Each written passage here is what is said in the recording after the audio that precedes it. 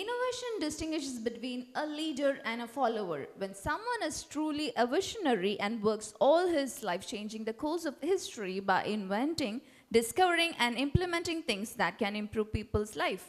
தனித்துவம் வாய்ந்தவர் அறிவு மற்றும் அனுபவத்தின் சான்று இவர் Thiru K Singaraj chairman of NECC, President of TNPFA and the founder of Pony Group. இன்று எங்களுடன் இருப்பதை நாங்கள் பெருமையாக உணர்கிறோம். With no further delay, I warmly invite with great enthusiasm our chief guest, Mr. K. Singaraj, for his valuable words, sir. Please, I welcome you, sir. அனைவருக்கும் காலை வணக்கம்.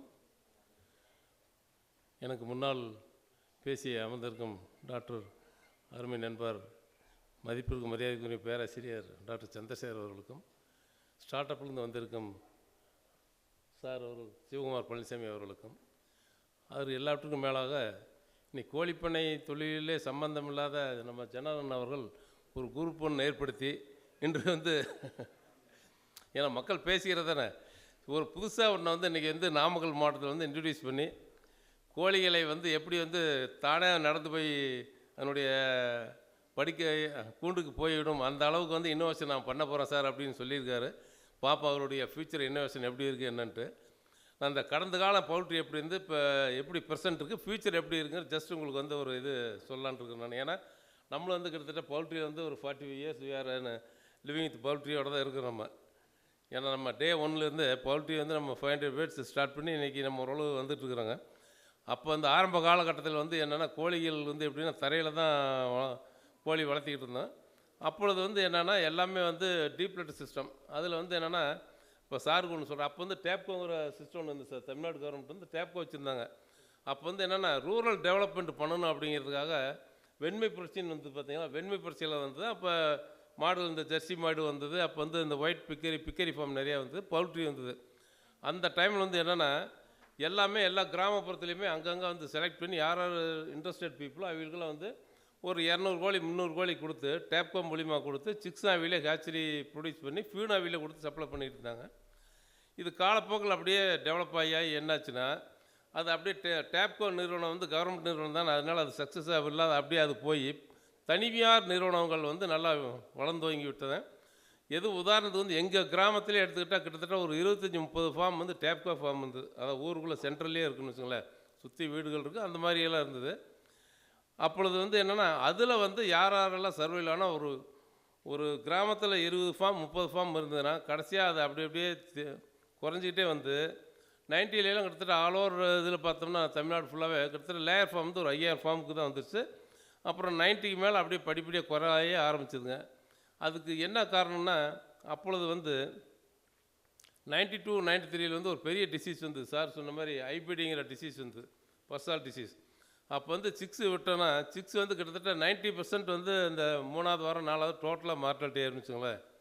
அதை கண்டுபிடிச்சி அதுக்குரிய மருந்துகளை தயார் செய்து அது 2-3 வருஷம் ஆயிடுச்சுங்க. அது இந்த வேக்சின் போட்டவர் தான் டோட்டலாக அப்போ டாக்டர் நம்ம ஏடிவி வேணுகோபால் சார் இந்த இடத்துல குறிப்பிட விரும்புகிறேன், என்ன அவரில் மறந்து விட்டார்.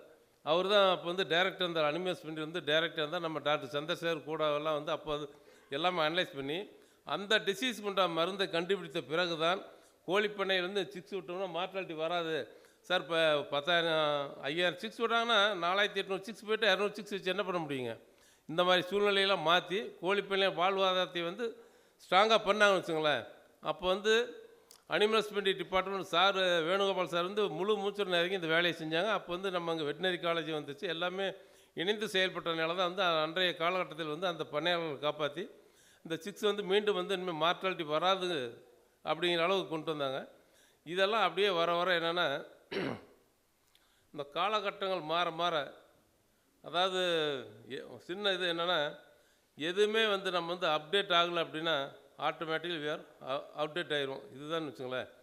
அப்போ கோழிப்பண்ணையில் தரையில் இருந்த கோழியெல்லாம் என்னாச்சு, சரி தீனி போடுறதுக்கு அப்போ தீனி போடுறது என்னென்னா எல்லாம் அந்த பானைகள் சட்டிகள் வச்சு தான் அதில் தீனி போடுவாங்க. அதேமாதிரி நெஸ்ட் பாக்ஸுக்கு அதுவும் அந்த பானையில் தான் வைப்பான்னு வச்சுங்களேன். கோழிகள்லாம் கரெக்டாக வரிசையாக போய் அதில் உள்ளே அணைஞ்சு கரெக்டாக முட்டையிட்டு வரும்னு வச்சுங்களேன். இந்த காலங்கள்லாம் போய் அதுக்கு பிறகு வந்து கேஜ் சிஸ்டம் வந்தது. கேஜ் சிஸ்டம் வந்த உடனே அதுக்கு பிறகு அது கொஞ்ச நாள் போனோடனே கேஜிலேருந்து அடுத்தது வந்து நம்ம ரைஸில் பிளாட்ஃபார்ம் ஹவுஸ் வந்துங்க. ரைஸில் பிளாட்ஃபார்ம் ஹவுஸ் வந்த பிறகு அதுக்கு பிறகு தான் வந்து கோழி பண்ணைகள் வந்து அதிகமாக டெவலப் ஆச்சுங்க. எல்லாம் வந்து அப்போல்லாம் வந்து என்னென்னா 5000 கோழி 10,000 கோழி வச்சுருந்தாவே பெரிய இதுங்க. அதாவது அப்போ ஒரு 2000 கோழி வச்சுருப்பார் 1990ல், ஒரு 87 அந்த ரேஞ்சிலலாம்.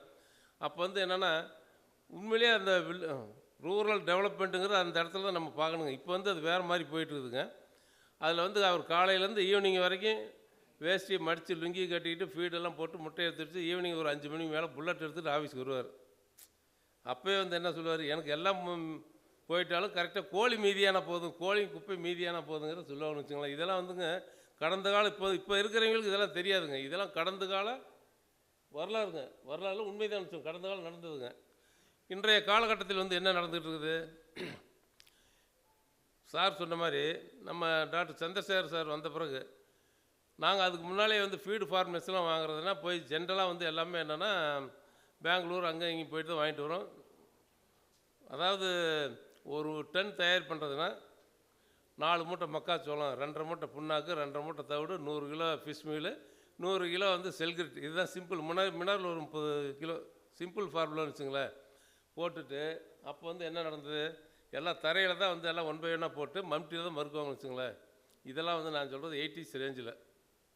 அதுக்கு பிறகு தான் அந்த கம்பெனி ஃபீடெல்லாம் வந்ததுங்க. அந்த பேரி கவுத்ரேஜ் எல்லாம் கம்பெனி ஃபீடு வரிசையாக வர கம்பெனி ஃபீடு வந்து கம்பெனி ஃபீடு பிறகு ஓன் ஃபீடு வந்து நம்ம டாக்டர் சந்திரசேகர் சார் வந்த பிறகு தான் கம்பெனி ஃபீடுக்கு ஈக்குவலாக நம்ம வந்து ஓன் ஃபீடு ஏன் பண்ண முடியாது அப்படிங்கிறது வந்து அதுக்கு தகுந்த மாதிரி கோழிகளுக்கு வந்து லேயர்னால் முட்டை கோழிக்கு எப்படி பண்ணணும், குராயருக்கு எப்படி பண்ணணும், பெரிய லேயர் என்ன பண்ணணும், சிக்குக்கு என்ன பண்ணணும், தனித்தனியாக பிரித்து, அதாவது ஐட்ட வாரியாக நம்ம மனிதனுக்கு வந்து நம்ம குழந்தைக்கு கொடுக்குறது, இப்போ பெரியவங்களுக்கு கொடுக்குறது, இந்த மாதிரி பாகுபாடு அதாவது பிரித்து கொடுக்குறதில்ல. இவர் தனித்தனியாக குஞ்சு 8 வாரத்து வரைக்கும் என்ன கொடுக்கலாம், 8 to 16 வாரத்து வரைக்கும் என்ன கொடுக்கலாம், 16 பெரிய லேயிங் எப்படி கொடுக்கலாம், இதையெல்லாம் வந்து ஓப்பனாக, அதாவது எந்த வித ஒரு எதிர்பார்ப்பும் இல்லாமல் இதை வந்து அவர் சார் சொன்ன மாதிரி பணமாக்கி பல கோடிகள் பணமாக்கியிருக்க முடியும்.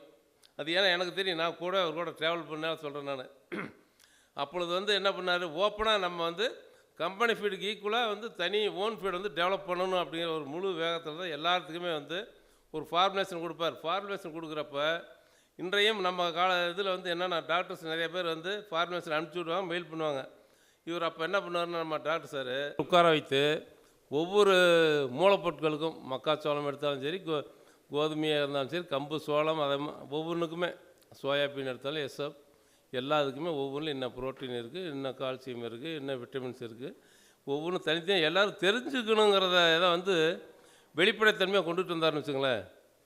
இதை வந்து அவர் சொல்லுவார், அப்போ நான் கல்லூரியில் படித்த காலத்தில் நான் படித்த படிப்பு எல்லோரும் பயனடையணுங்கிறத வந்து அவர் பல தடவை சொல்லுவார். இதை வந்து வெட்டினரியன்ஸ் அத்தனை பேர் இதை கையாளணும்னு வச்சுங்களேன். இதை வச்சு அதிகமாக பணம் பண்ணுறதுங்கிறது வந்து இருக்கலாம், ஒரு வாழ்க்கைக்கு பணமும் முக்கியம். பட் இதை வந்து ஓப்பனாக எல்லோரும் பயனடையணும்னு வச்சுங்களேன். அப்போ தான் இண்டஸ்ட்ரி க்ரோத் ஆகும். இப்போ சார் வரல அப்படின்னா இண்டஸ்ட்ரி க்ரோத் ஆகும். எப்படி ஆகும், தவிர்த்துக்கிட்டு போகும். சார் வந்த பிறகு தான் டக்குன்னு எடுத்தோன்னே ஃப்ளைட்டில் போகிறவன் டக்குன்னு போகணும்னு வச்சுங்களேன். இது ஒரு காலகட்டம் இப்படி போயிட்டுருக்குது.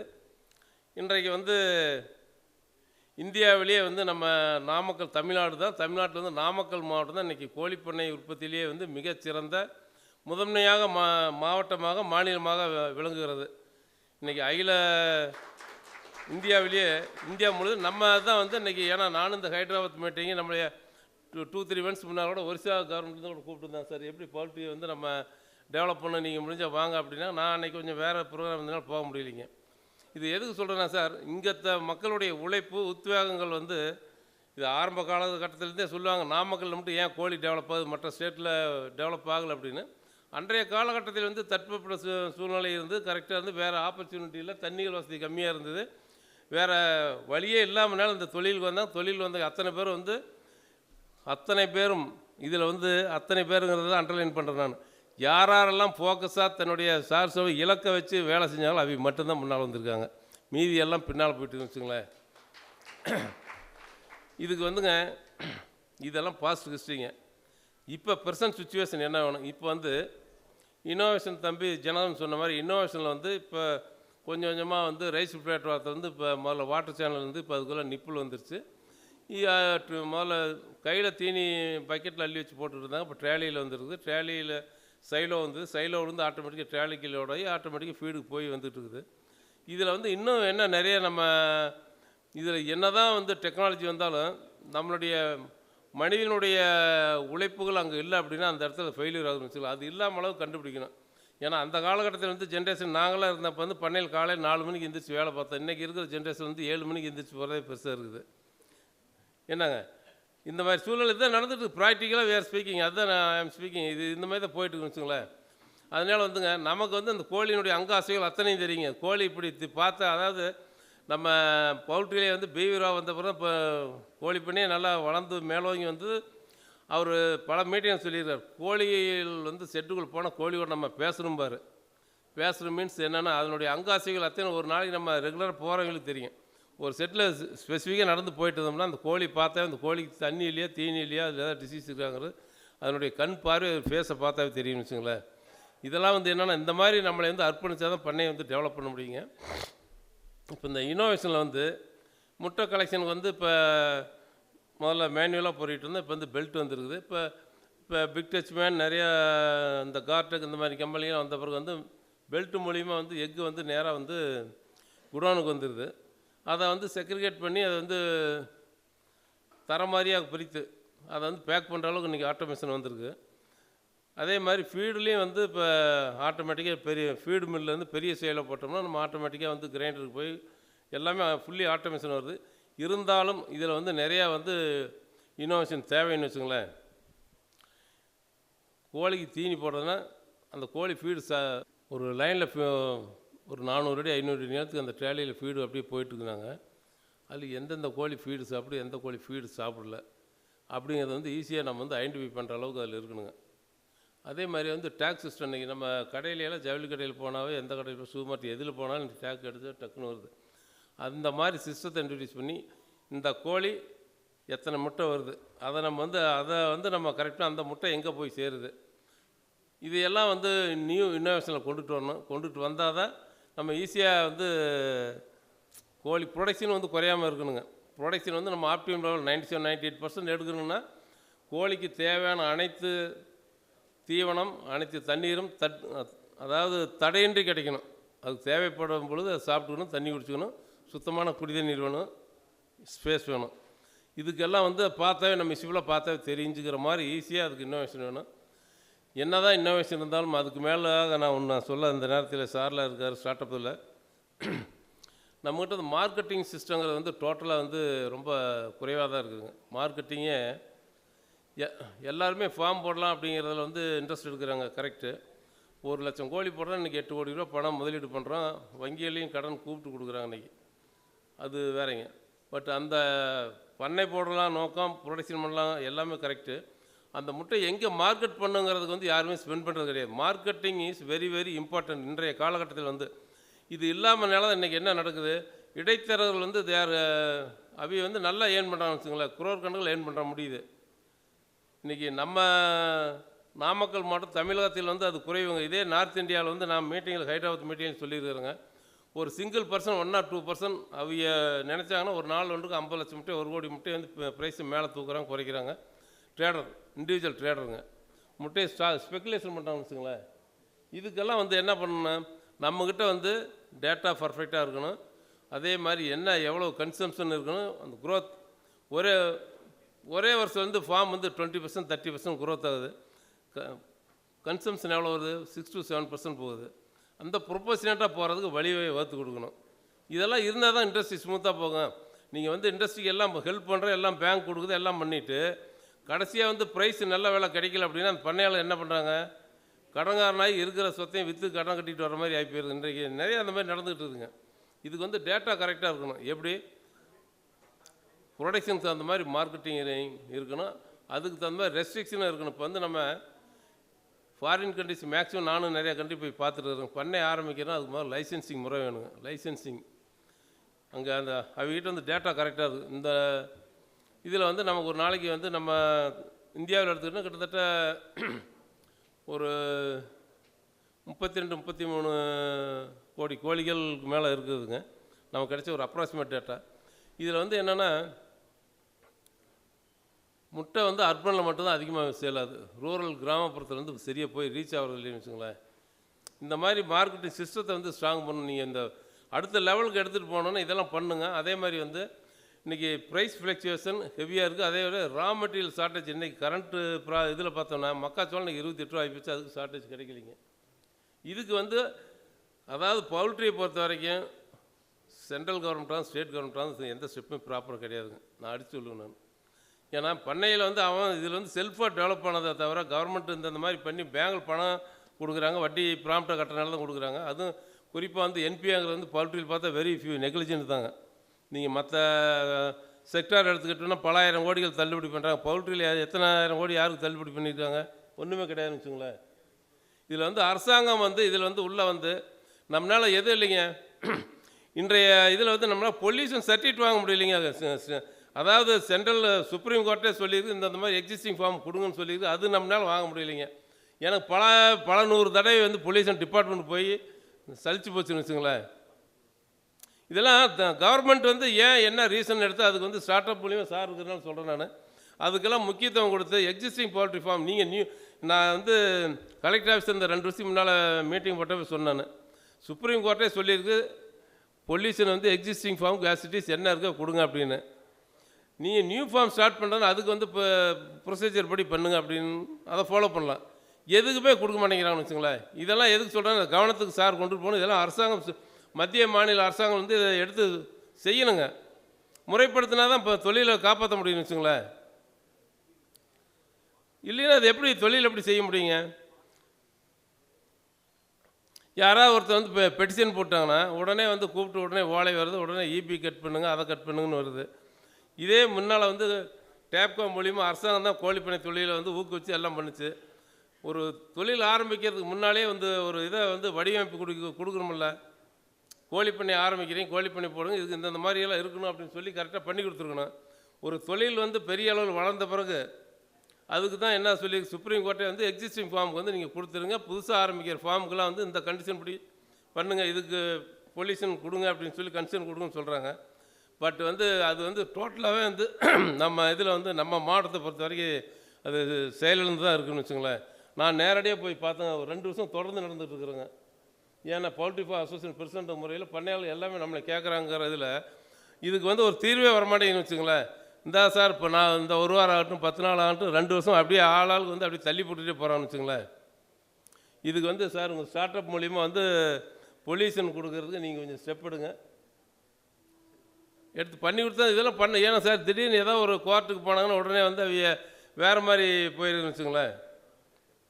தொழில் வளர வளர அதாவதுங்க டெக்னாலஜி வளரணும். அதே மாதிரி வந்து சுற்றுப்புற சூழ்நிலை பாதுகாக்கிறதுக்கு நம்மளால் என்னதோ அது வந்து கவர்மெண்ட் கைட்லைன்ஸ் கொடுத்து அதை ஃபாலோஅப் இருக்கணுங்க. இப்போ முட்டை வந்து இப்போ எக்ஸ்போர்ட் வந்து நம்ம இந்தியாவிலேயே நம்ம தமிழ்நாட்டில் நாமக்கல்ல தான் 90% எக் வந்து எக்ஸ்போர்ட் டு அதர் அப்ராட் கண்ட்ரிக்கு போகுதுங்க. இதுக்கு வந்து மற்ற நம்ம சிங்கப்பூர் மலேசியாவுக்கு லாஸ்ட் இயர் நாங்கள் தான் இப்போ இனிஷியேட்டிவ் எடுத்து பண்ணணும். அது ஒரு கன்சியூமராக நின்று போச்சுங்க. இதுங்க நம்ம உலகத்தரம் வாய்ந்த அளவுக்கு நம்மளுடைய தொழிலை வந்து உருவாக்கணும், நிலைநிறுத்தப்படணுங்க. அப்பொழுது தான் நம்ம வந்து இந்த வேர்ல்டு காம்படிஷனில் போய் நம்ம போட்டி போட்டு போக முடியுங்க. ஏன் இன்றைக்கி வந்து யூஎஸ்லாம் வந்து இன்றைக்கி ஒரு கோழி பண்ணை எடுத்துகிட்டா ஒவ்வொருத்தர் சர்வசாதாரணம் ஒரு 50 லட்சம் கோழி 5 மில்லியன் 10 மில்லியன் வச்சுருக்காங்க. நம்மளால் வந்து அது பண்ண முடியல. அது அரசாங்கங்கள் வந்து கூட வந்து அவங்களுக்கு ஹெல்ப் பண்ணுதுங்க. ஒரு இடத்துக்கு வந்து டெலிகேட்ஸ் போகணும் அப்படின்னா அங்கேருந்து ட்ரேடர் கூட்டிகிட்டு கவர்மெண்ட்டே வர்றாங்க. நம்ம இதில் அதெல்லாம் வந்து இங்கே பாருங்கள், இது எல்லாம் ஊக்குவிச்சா தான் நம்ம வந்து பண்ணையை டெவலப் பண்ண முடியும். தொழில் அதாவதுங்க எல்லாமே வந்து என்னென்னா இன்றைக்கி ஒவ்வொரு அரசாங்கத்திலும் என்ன பண்ணுறாங்க, இது வந்து வேறு லெவலுக்கு எடுத்துகிட்டு போனால் தான் தொழில் காப்பாற்ற முடியும். இன்னும் சொல்ல போனால் என்னென்னா இன்றைக்கி மக்காச்சோளம் வந்து 28 ரூபாய்க்கு விற்கிது. ஃபாரினில் இருந்தால் 15 ரூபா 12 ரூபாய்க்கு கிடைக்கிது. இதை என்ன பண்ணணும், ஜிஎம் ஜெனட்டிக்கலி மாடிஃபைடு மைஸ் ஃபாரினில் இருக்கிற மாதிரி இங்கே இம்போர்ட் பண்ணி அந்த சீடை உற்பத்தி பண்ண சொல்லுங்க. அரசாங்கம் வந்து விவசாயிகளுக்கு இரட்டிப்பாக்கணும்னா இதையெல்லாம் பண்ணால் இரட்டிப்பாக்க முடியுங்க. அது ஆட்டோமேட்டிக்காக ஜிஎம் கிராப் வந்துன்னா இன்றைக்கி வந்து 30 கிலோ 30 மூட்டை வருதுன்னா அது வந்து 3 டைம்ஸ் அதிகமாக வருதுங்க. அப்போ என்ன ஆகுது, poultry feed cost of production வந்து ஃபீட் காஸ்ட் குறையுது. ஈஸியாக வந்து மற்ற கண்ட்ரிகளோட போட்டி போட்டு முட்டையை வர்த்தகத்தில் போய் நம்ம நின்று ஜெயிக்க முடியுதுங்க. இங்கே நம்ம நாட்டில் என்ன நடக்குது, என்ன பழசையை வச்சுக்கிட்டு ஏக்கருக்கு 8 மூட்டை 10 மூட்டை 20 மூட்டை வச்சுக்கிட்டு இருந்தால் எங்கே பண்ண முடியுங்க? இப்போ எத்தனாலுக்கார இப்போ 20% வர்றதுனால அது ஒரு சைடு வருது. ப்ரொப்போஷனேட்டாக என்ன பண்ணால் இதை வந்து பவுல்ட்ரிக்கு வந்து நீங்கள் பவுல்ட்ரி கேட்டில் ஃபீடு இதுக்கெல்லாமே வந்து இதை ஊக்குவிக்கணுங்க. ஜிஎம் ஊக்குவித்தா தான் விவசாயத்தில் வந்து இன்கம் வந்து அவியலுக்கு இரட்டிப்பாகும், ப்ரொடக்ஷன் வரும். எல்லா இதை சார்ந்த கால்நடை ஆகட்டும் பவுல்ட்ரி ஆகட்டும் எல்லாத்துக்குமே வந்து ஈஸியாக வந்து காஸ்ட் ஆஃப் ப்ரொடக்ஷன் வந்து குறையுங்க. இதெல்லாம் வந்து சார் வந்து ஸ்டார்ட்அப் மூலிமா நீங்கள் எடுத்துகிட்டு போங்க சார், எடுத்து போய் கவர்மெண்ட்டுக்கு சொல்லுங்கள். சொன்னீங்கன்னா தான் இப்போ நாங்களும் முடிஞ்ச வரைக்கும் இப்போ சென்ட்ரல் கவர்மெண்ட்டில் வந்து இப்போ அப்ரோச் பண்ண போகிறோம் சார் வெரி சூன். ஏன்னா இப்போ இன்றைய இப்படியே இப்போ இந்த லெவல் மக்காச்சோளம் இருந்ததுன்னா இதில் வந்து என்னென்னாங்க கோழி தீவனத்துக்கு வந்து 60% வந்து நம்ம கிரெயின்ஸும் தேவைப்படுதுங்க. மக்காச்சோளம் ஒரு பொருள் ஏறுனால அதை சார்ந்த அத்தனையுமே எது அரிசி குருணையிலேருந்துங்க நாட்டு சோளம் பாஜரை கம்பு எல்லாமே விலை கூடி போச்சுன்னு வச்சுங்களேன். இதை நோய்க்கு அப்படியே போதுன்னு வச்சுங்க. கடந்தாண்ட ஒப்பிடும்போது இது கிட்டத்தட்ட கிலோவுக்கு வந்து 10 ரூபாய்க்கு பக்கமாக அதிகமாக இருக்குதுங்க. 10 ருபீஸ் பர் கிலோவுக்கு அதிகமாக இருக்குது. நீ இது இப்படியே போயிட்டே இருந்ததுன்னா நீங்கள் இன்னும் 1 or 2 இயர்ஸ் பார்த்தா வேறு மாதிரி எங்கேயோ போயிடும்னு வச்சுங்களேன்.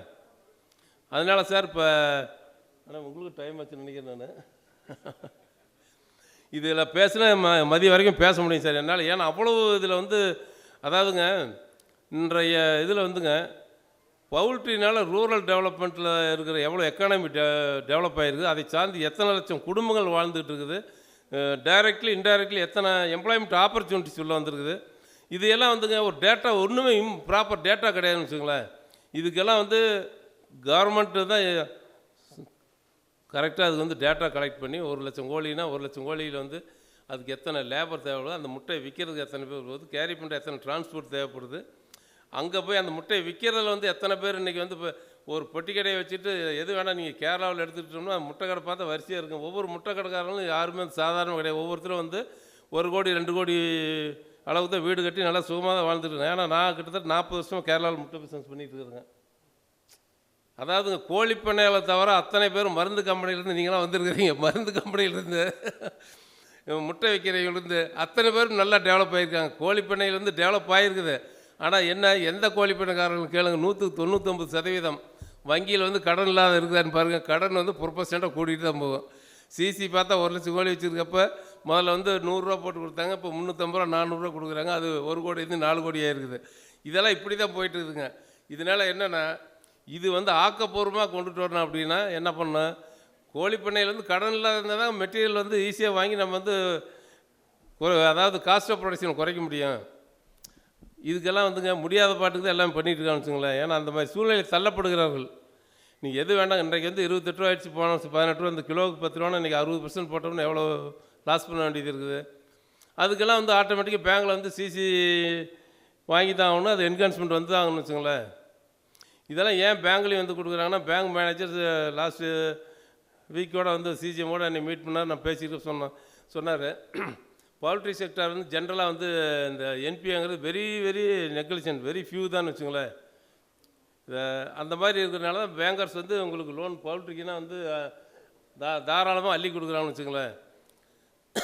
அதனால் இந்த வாங்கின கடனை வந்து இங்கே திருப்பி செலுத்துறதுல வந்து யாருமே முடியலைன்னா இடத்த விற்றுக்கு கடன் கட்டிட்டு அது போயிடுறாங்களே தவிர யாரும் வந்து ஏமாற்றிட்டு போகிறது இல்லைங்க.